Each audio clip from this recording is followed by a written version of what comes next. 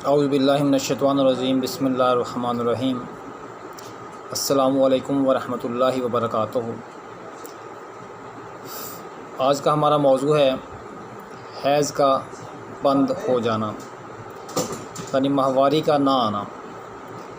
تو موضوع کا آغاز کرنے سے پہلے تمام دوستوں سے گزارش ہے کہ جن دوستوں نے ابھی تک چینل کو سبسکرائب نہیں کیا وہ چینل کو سبسکرائب کر لیں تاکہ آنے والی ہر ویڈیو آپ تک بآسانی پہنچ سکے۔ تو حیض کے بند ہونے کے بہت سارے اسباب ہیں، جن میں سے چند ایک میں آپ کو بتاتا ہوں۔ مثلاً جسم میں انتہائی کمی، ضعف جگر، خونی بواسیر، سرد چیزوں کا زیادہ استعمال، سردی لگنا، رنج و غم کی زیادتی سے بھی یہ تکلیف ہو جاتی ہے۔ بعض دفعہ وضع حمل کے بعد رحم کی سوزش یا خشک ادویہ کے زیادہ استعمال کرنے سے بھی حیض بند ہو جاتا ہے۔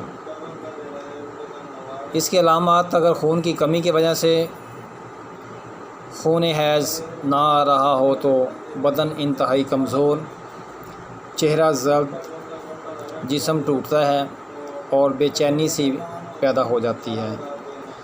پیٹوں کے مقام پہ بوجھ، کمر اور کولہے اور رانوں ٹانگوں کے اندر یعنی کہ درد ہوتی ہے۔ بھوک بہت کم لگتی ہے بلکہ بالکل ختم ہو جاتی ہے۔ منہ کا مزہ خراب، زبان میلی اور دل کی دھڑکن میں اضافہ ہو جاتا ہے۔ اگر خون کی کمی نہ ہو تو اکثر جسم میں موٹاپا یا چربی کی زیادتی کی وجہ سے یا پیٹ کا بھاری پن اور قبض کی وجہ سے بھی حیض جو ہے وہ بند ہو جاتا ہے۔ تو آئیے اب اس کے نسخے کی طرف جاتے ہیں۔